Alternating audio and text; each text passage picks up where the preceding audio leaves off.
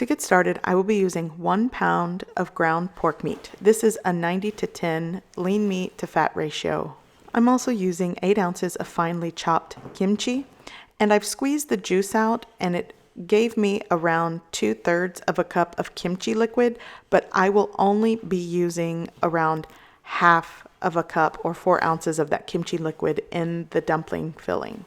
Next, I'm also going to be using around a cup of chopped scallions. Again, I gave them a fine chop. I'm also using 2 cloves of garlic. It's around a tablespoon of minced garlic. I'm also using a 1/4 teaspoon of crushed ginger. You can change the ratios of these ingredients to your preference.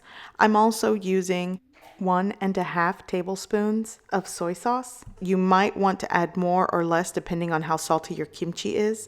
I'm also using a tablespoon of mirin, 2 teaspoons of sugar,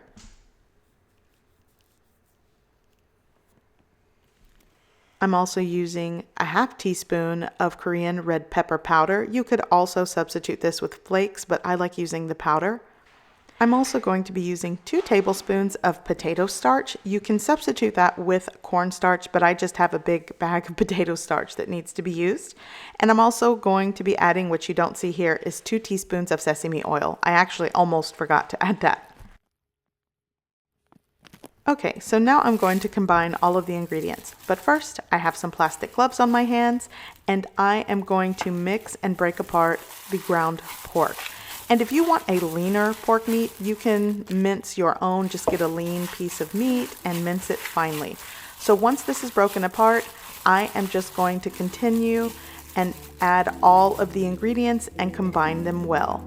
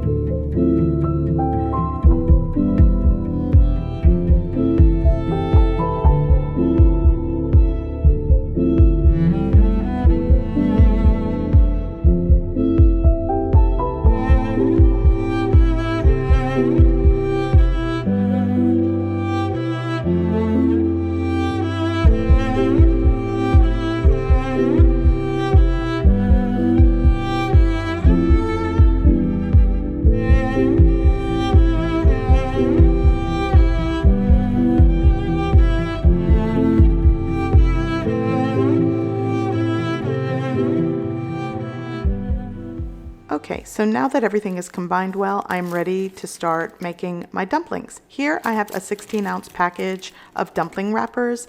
This is just something that I bought at my local H Mart, my Korean grocery store. You can make your own, but I find this easier. I'm also using some water to seal the dumplings. And now I'm just going to start making my mandu. I'm using a tablespoon measure, but I'm not quite putting a tablespoon in these dumplings. I feel like if you're using a tablespoon, it's a little too much. So I'm shooting for more of a 1.5 teaspoons of filling. And then once I do that, you place it right in the center. And then I'm going to dip my finger in the water and just run it along the edge of the dumpling. And this will help seal it. And I do notice with store-bought dumpling wrappers, especially if you find them in the freezer section, they do tend to get dry. So feel free to, even after sealing it, before I crimp it, I do the 4 pleats, I run a little bit of water on the edges, because if it doesn't stick properly, it's going to burst open when you start cooking it. So Right now I'm just giving it a firm press on the edges to seal it close and to make sure I'm pushing out any air. And yeah, it can be messy, but you want to make sure you seal it airtight so that it doesn't burst, especially if you're going to use this in a soup. I'm going to be pan frying mine today, but you can definitely steam or boil these. So once I've pressed it firmly, I'm going to run a little more water on the edge. Again, these wrappers sometimes get dry. And now I'm just going to pleat it around 4 times. That seems to be the magic number. And that is it. My cute little mandu is ready. So I am going to speed things up a bit and continue making my dumplings.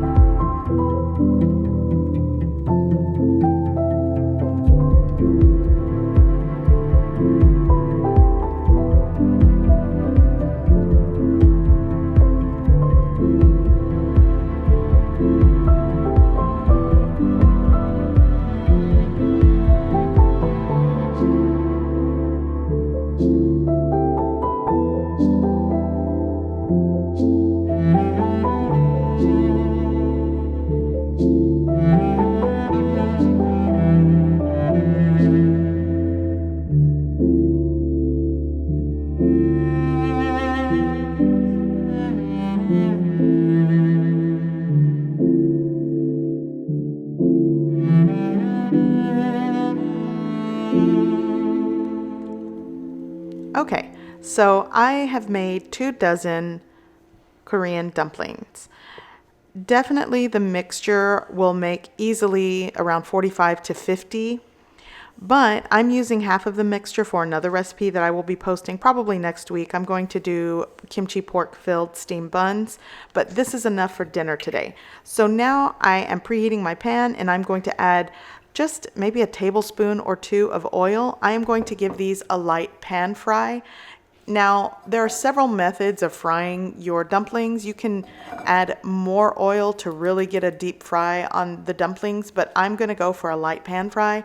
But definitely you could, again, add more oil to give them a deeper golden brown fry. But pan frying seems to be easier, at least a shallow pan fry. So what I'm doing is going to place them on one side and lightly fry them for 5 minutes, basically on each side. And I know sometimes when people fry or make the dumplings, they like to get that bottom, they kind of put them upright and get a crust on the bottom. But I like more of a surface area of golden brown crunchiness, so I'm just going to do it on both sides and not the bottom. You want to make sure when you place them in your pan, you give them enough room, because if they are cooking and sticking to each other, you will definitely have a dumplified mess in your pan. So make sure you give them room. I'm using actually 2 pans to get this done for dinner today. And again, if you are steaming these, that is a good way to go.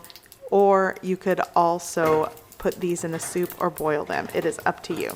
So I am going to be giving these a light fry, 5 minutes on each side on a low heat.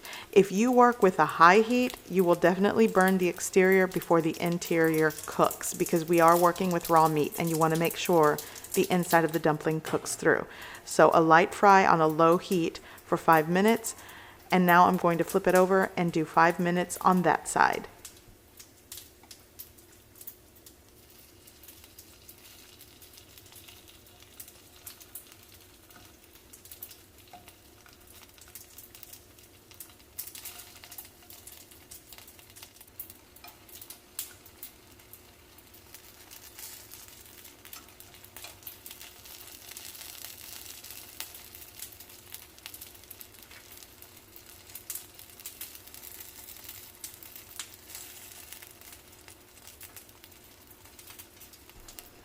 Okay, so my dumplings have been frying on each side in a total of 10 minutes. So now I'm going to cover it with a lid and continue cooking for 10 to 15 minutes. And I will flip it halfway through. Basically, we are ensuring that the inside will be cooked. The cook time may vary depending on the size of dumpling and the amount of filling that you use.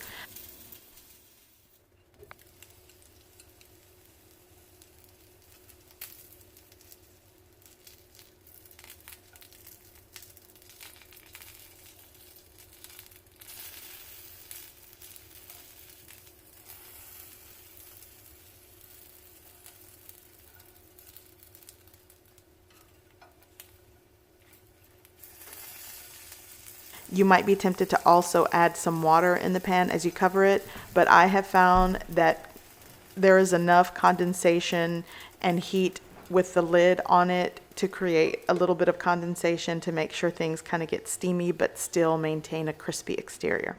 So in the meantime, I'm going to make a dipping sauce. Here I have 3 tablespoons of soy sauce. I'm adding a tablespoon of sugar. I'm going to give that a mix to make sure the sugar dissolves. I kind of played around with it, but ultimately the measurements that I'm giving you is what I used.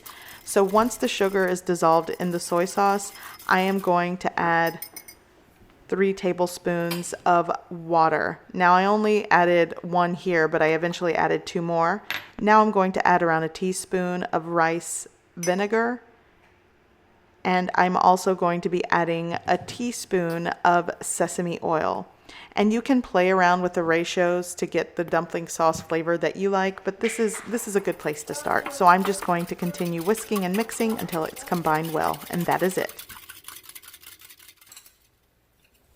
Okay, so my dumplings basically have cooked for around 20 to 22 minutes, and they are done. They are tender, chewy, and crispy all at the same time. Texturally, this is my favorite way to eat these dumplings.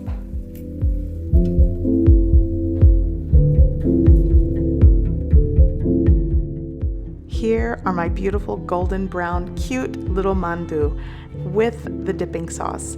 I certainly hope you guys give this recipe a try. I hope you like it, and thanks for watching.